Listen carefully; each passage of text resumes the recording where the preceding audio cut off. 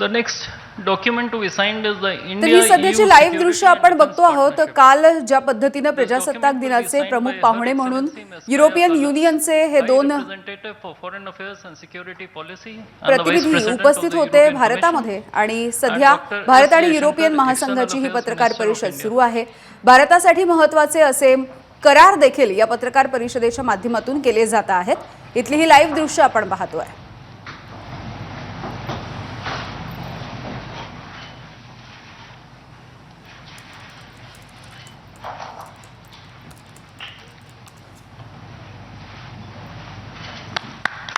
तर भारत आणि युरोपियन राष्ट्रसंघामधल्या व्यापाराच्या कराराची ही घोषणा होते आहे.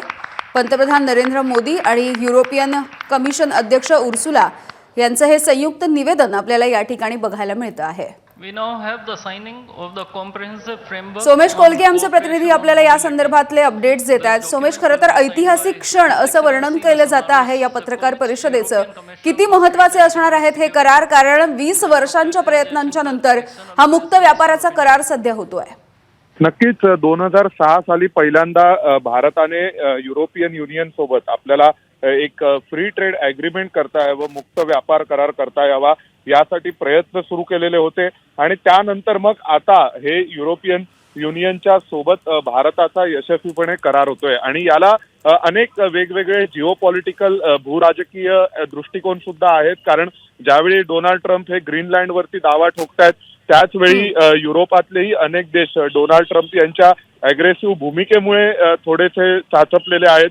त्याचवेळी जेव्हा डोनाल्ड ट्रम्प यांनी दावोस येथे म्हटलं की नाटोमध्ये सर्वाधिक पैसा मी किंवा आमचाच देश खर्च करतो, त्यामुळे सुद्धा युरोपातील अनेक देश हे एक प्रकारे अस्वस्थ आहेत. आणि दुसऱ्या बाजूला दोन्ही देशांमधला हा फ्री ट्रेड ॲग्रीमेंट, मुक्त व्यापार करार, हा वर्षानुवर्षांचा परिणाम साधणारा असा हा करार आहे. कारण ज्यावेळी भारताच्या चीन आणि अमेरिका अशा दोन दुहेरी प्रतिस्पर्ध्यांसमोर भारताची कोंडी होत असताना भारताने युरोपियन युनियन सोबतच्या असलेल्या आपल्या मुक्त व्यापार कराराला गती दिली आहे.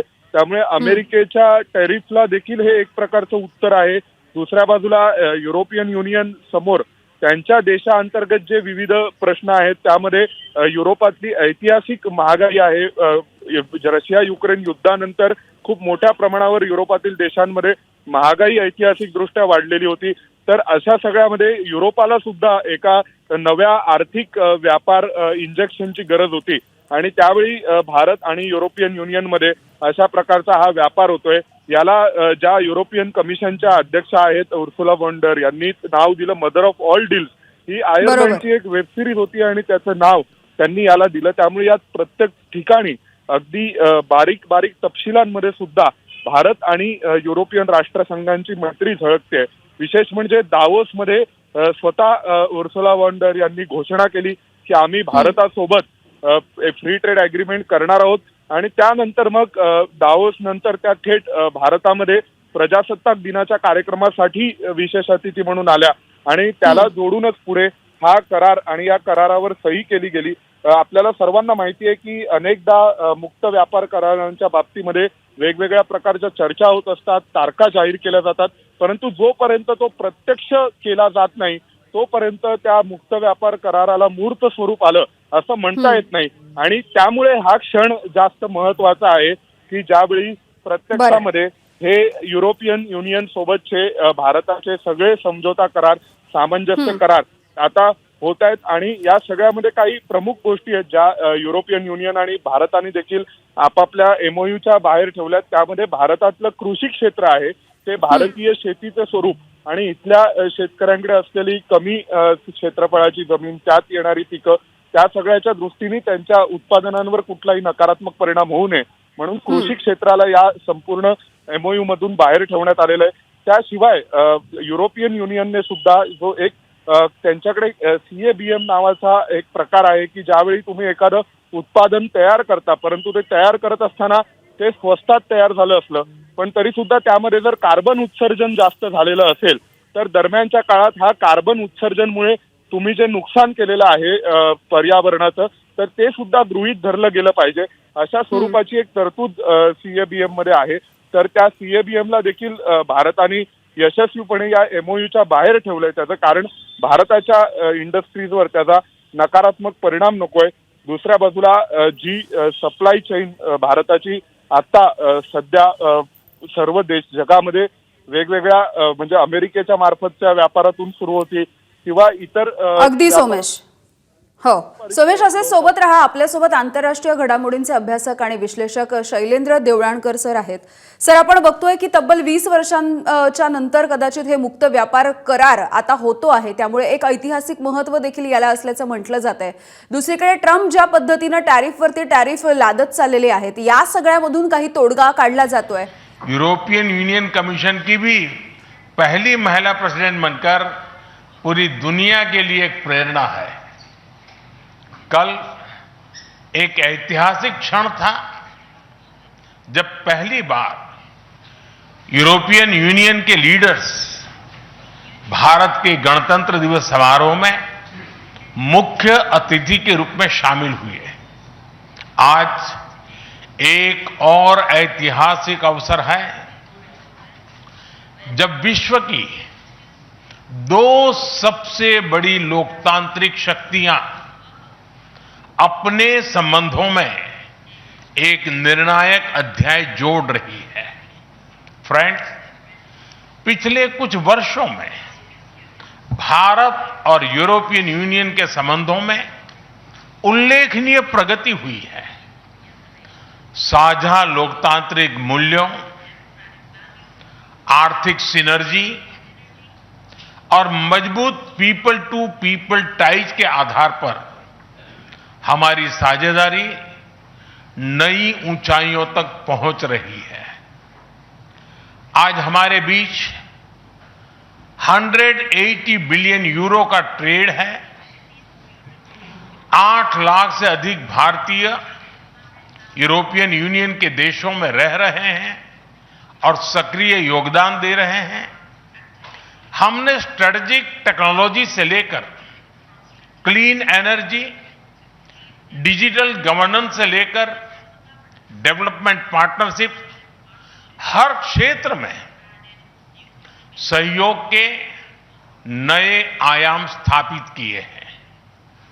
इन्हीं उपलब्धियों के आधार पर आज की समिट में हमने समाज के सभी वर्गों को लाभ पहुंचाने वाले कई निर्णय लिए हैं.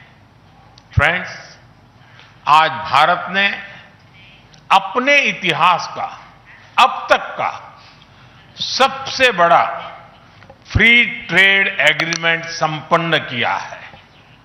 आज 27 तारीख है. ये सुखद संयोग है कि आज ही के दिन यूरोपियन यूनियन के 27 देशों के साथ भारत ये एफटीए कर रहा है. यह एक ऐतिहासिक समझौता हमारे किसानों, हमारे छोटे उद्योगों, इसके यूरोपियन मार्केट तक पहुंच आसान बनाएगा, मैन्युफैक्चरिंग में नए अवसर पैदा करेगा और हमारे सर्विसेज सेक्टर के बीच सहयोग को और प्रबल करेगा. इतना ही नहीं, यह एफटीए भारत और यूरोपियन यूनियन के बीच इन्वेस्टमेंट को बूस्ट करेगा, नई इनोवेशन पार्टनरशिप बनाएगा और वैश्विक स्तर पर सप्लाई चेन को मजबूत करेगा. यानी यह सिर्फ ट्रेड एग्रीमेंट नहीं है, यह साझा समृद्धि का नया ब्लूप्रिंट है. फ्रेंड्स, इस महत्वाकांक्षी एफटीए के साथ साथ हम मोबिलिटी के लिए भी एक नया फ्रेमवर्क बना रहे हैं. इससे भारत के स्टूडेंट्स, वर्कर्स और प्रोफेशनल्स के लिए यूरोपियन यूनियन में नए अवसर खुलेंगे. साइंस एंड टेक्नोलॉजी में हमारा लंबे समय से एक व्यापक सहयोग रहा है. आज हमने इन महत्वपूर्ण लिंकेजेस को भी और मजबूत करने का निर्णय लिया है. फ्रेंड्स, रक्षा और सुरक्षा सहयोग किसी भी स्ट्रेटेजिक पार्टनरशिप की नींव होती है और आज हम इसे सिक्योरिटी एंड डिफेंस पार्टनरशिप के जरिए औपचारिक रूप दे रहे हैं। इससे काउंटर टेररिज्म, मैरीटाइम और साइबर सिक्योरिटी में हमारी साझेदारी और गहरी होगी। यह रूल्स बेस्ड इंटरनेशनल ऑर्डर के प्रति हमारी साझा प्रतिबद्धता को भी बल देगा। इंडो पैसिफिक क्षेत्र में हमारे सहयोग का दायरा और बढ़ेगा और इसके साथ हमारी डिफेंस कंपनियां को डेवलपमेंट और को प्रोडक्शन के नए अवसर साकार करेगी। फ्रेंड्स, आज की इन उपलब्धियों के आधार पर हम अगले 5 वर्ष के लिए एक और भी एम्बिशियस और होलिस्टिक स्ट्रेटेजिक एजेंडा लॉन्च कर रहे हैं। एक जटिल वैश्विक वातावरण में यह एजेंडा स्पष्ट दिशा देगा, हमारी साझा समृद्धि को आगे बढ़ाएगा, इनोवेशन को गति देगा, सुरक्षा सहयोग और सुदृढ़ करेगा और पीपल टू पीपल टाइज को और गहरा करेगा। फ्रेंड, भारत और यूरोपियन यूनियन का सहयोग एक पार्टनरशिप फॉर ग्लोबल गुड है। हम इंडो पैसिफिक से लेकर कैरेबियन तक ट्राइलेटरल प्रोजेक्ट को विस्तार देंगे। इससे सस्टेनेबल एग्रीकल्चर, क्लीन एनर्जी और विमेन एम्पावरमेंट को ठोस समर्थन मिलेगा। हम साथ मिलकर आईमैक कॉरिडोर को ग्लोबल ट्रेड और सस्टेनेबल डेवलपमेंट की एक प्रमुख कड़ी के रूप में स्थापित करेंगे। फ्रेंड्स, आज ग्लोबल ऑर्डर में बड़ी उथल-पुथल है। ऐसे में भारत और यूरोपियन यूनियन की साझेदारी अंतर्राष्ट्रीय सिस्टम में स्थिरता को मजबूती देगी। इस संदर्भ में आज हमने यूक्रेन, पश्चिमी एशिया, इंडो पैसिफिक सहित कई वैश्विक मुद्दों पर विस्तार से चर्चा की। मल्टीलेटरलिज्म और इंटरनेशनल नॉर्म्स का सम्मान हमारी साझी प्राथमिकता है। हम एकमत है कि आज के चैलेंजेस का समाधान करने के लिए ग्लोबल इंस्टीट्यूशंस का रिफॉर्म अनिवार्य है। फ्रेंड्स, राष्ट्रों के संबंधों में कभी-कभी ऐसा क्षण आता है जब इतिहास स्वयं कहता है, यहीं से दिशा बदली, यहीं से एक नया युग शुरू हुआ। भारत की और यूरोपियन यूनियन की यह ऐतिहासिक समिट वही क्षण है। मैं एक बार फिर इस अभूतपूर्व यात्रा के लिए, भारत के प्रति आपकी मित्रता के लिए और हमारे साझा भविष्य के प्रति आपकी प्रतिबद्धता के लिए प्रेसिडेंट कोस्टा और प्रेसिडेंट फॉन डेर लायन का हार्दिक धन्यवाद करता हूं। Thank you.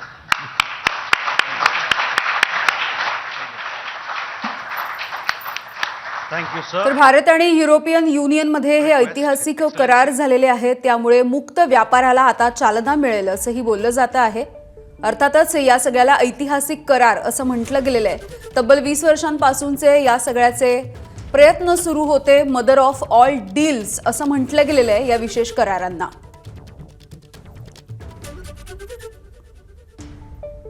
Mr. Modi, for welcoming us on this special occasion. We were privileged yesterday. पुन्हा एकदा जाऊयात, आमचे प्रतिनिधी सोमेश कोलगे आहेत आपल्या सोबत। सोमेश, जरा बघितलं आपण तर तुम्ही कृषी क्षेत्राशी संदर्भातलं अधिकची माहिती देत होतात, मात्र त्यासोबत रोजच्या आयुष्यातल्या ज्या वस्तू आहेत, सोबतच लक्झरी कार सारख्या ज्या गोष्टी आहेत त्यावरचे टॅरिफ देखील कमी होऊ शकतील.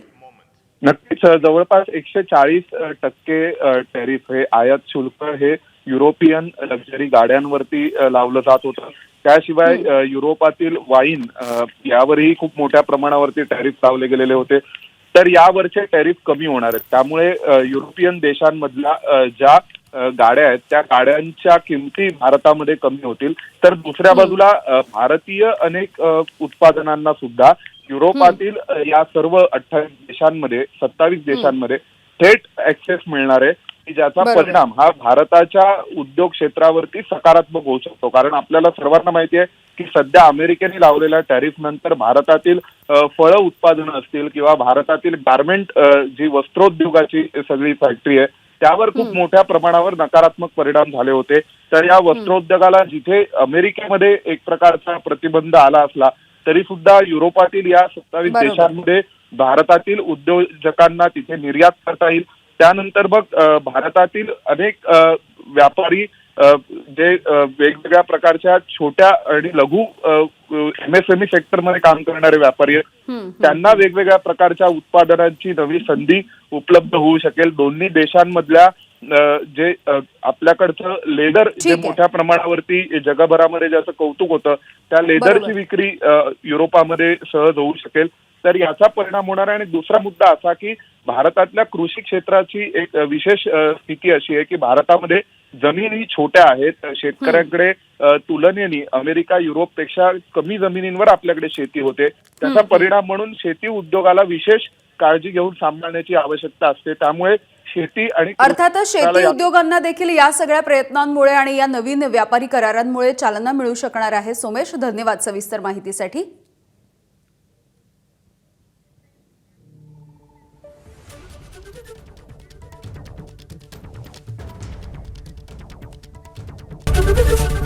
एबीपी माझा, उघडा डोळे बघा नीट.